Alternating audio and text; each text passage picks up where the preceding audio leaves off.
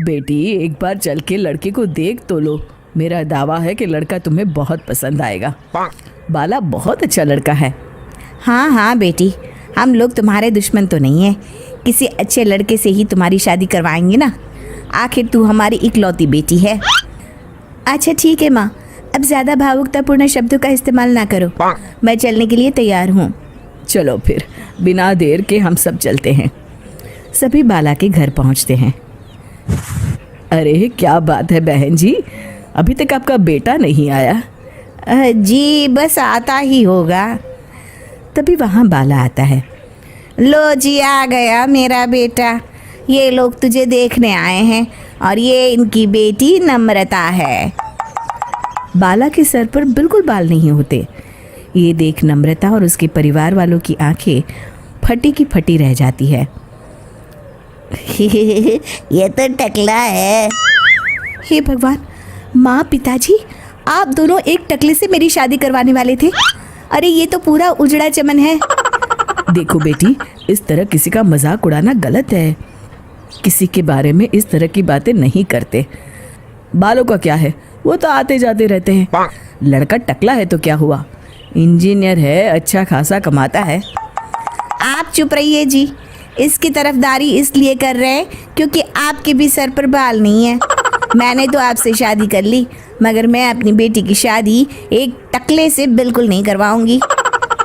अरे ये क्या, कब से आप लोगों ने टकला टकला लगा रखा है?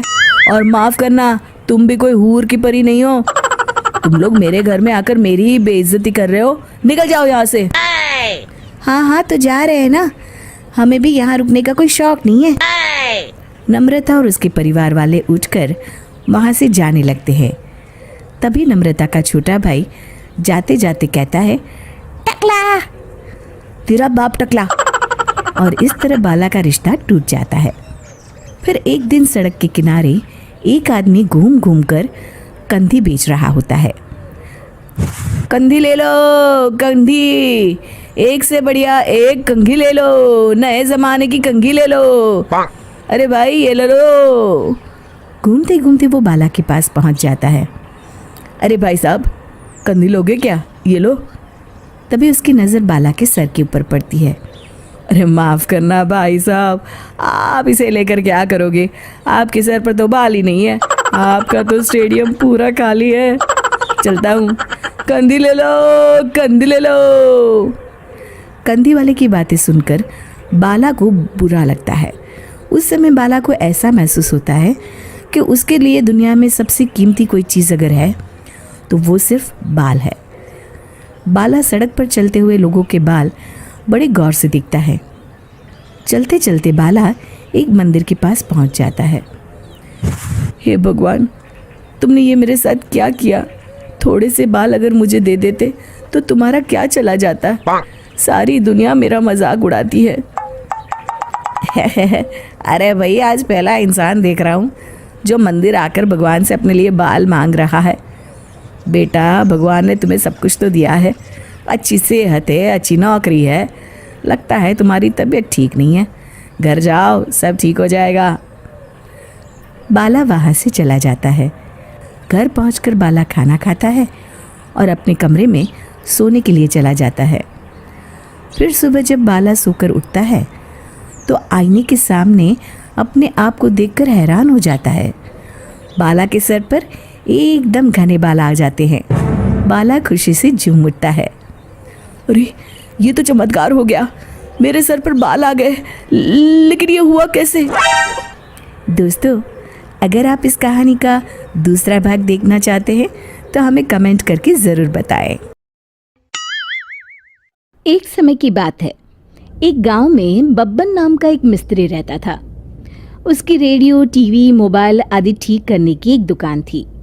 बब्बन बहुत ही लालची किस्म का इंसान था। वो अपने ग्राहकों से ज्यादा पैसे वसूल करता था। एक दिन उसकी दुकान पर एक महिला अपना मोबाइल ठीक करवाने के लिए आती है।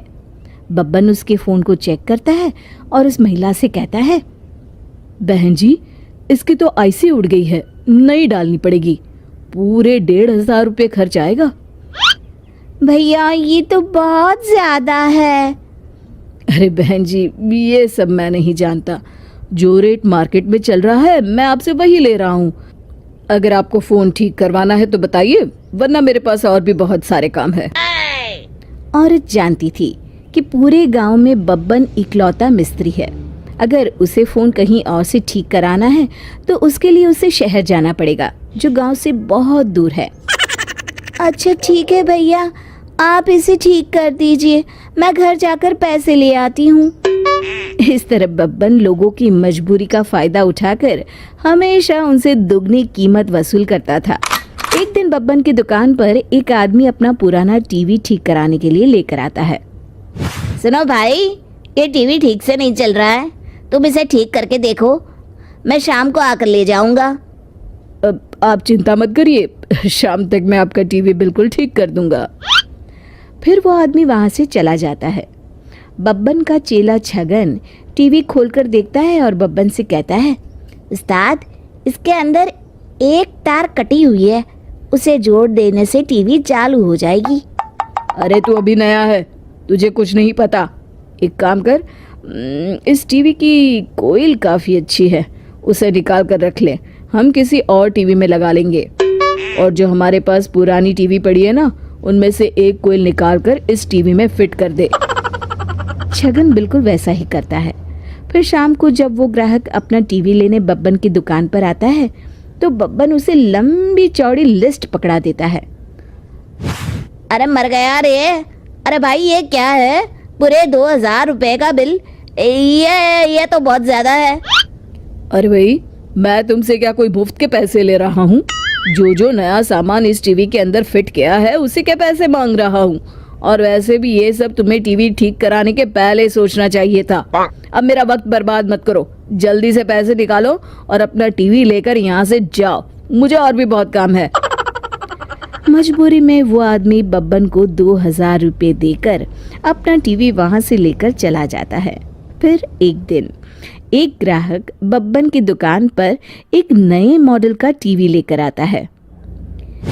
भाई जरा इस टीवी को चेक करना, तो ठीक से काम नहीं कर रहा है। बब्बन टीवी चेक करता है, लेकिन बब्बन देखता है टीवी में किसी प्रकार की कोई खराबी नहीं है। फिर वो झूठ मूठ ग्राहक से कहता है, अरे साहब, ये तो कोई विदेशी कंपनी का टीवी लगता है, इसे बनाना तो काफ़ी महंगा पड़ेगा। इसमें लगने वाले सामान मुझे शहर से खरीद कर लाने पड़ेंगे, कम से कम 4000 रुपये खर्च आएगा।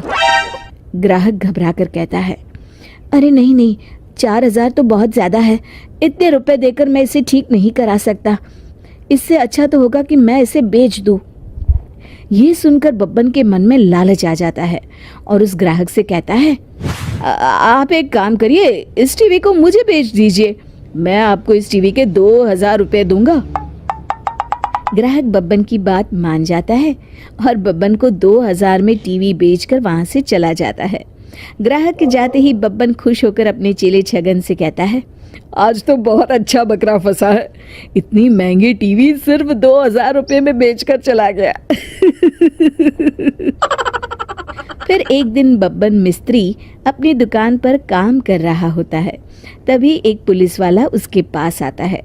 बब्बन ये देखकर हैरान हो जाता है कि पुलिस वाले के साथ वो आदमी भी है जिसने उसे 2000 रुपये में अपना टीवी बेचा था। पुलिस वाला बब्बन से कहता है, क्या तुम इस आदमी को जानते हो? और वो जो पीछे तुम्हारे पास टीवी रखा है, वो तुमने इस आदमी से खरीदा है? बब्बन घबराकर जवाब देता है, हाँ साहब, लेकिन बात क्या है? ये आदमी एक चोर है, इसने ये टीवी शहर के एक बड़े सेठ के घर से चुराया है। अरे मर गया रे, लेकिन साहब इसने मुझे बेवकूफ बनाकर मुझसे झूठ बोलकर ये टीवी मुझे बेचा है। मेरा यकीन मानिए, इसमें मेरी कोई गलती नहीं है। मैं कुछ नहीं जानता, चोरी का माल खरीदना और बेचना दोनों जुर्म है, इसलिए इसके साथ साथ अब मैं तुम्हें भी गिरफ्तार करता हूँ। फिर पुलिस वाला हेलो गाइस, अगर आपको ये वीडियो पसंद आए तो पूरा देखिए और इस वीडियो को लाइक करें। इसमें 2 वीडियो अलग अलग कर रहना चाहिए।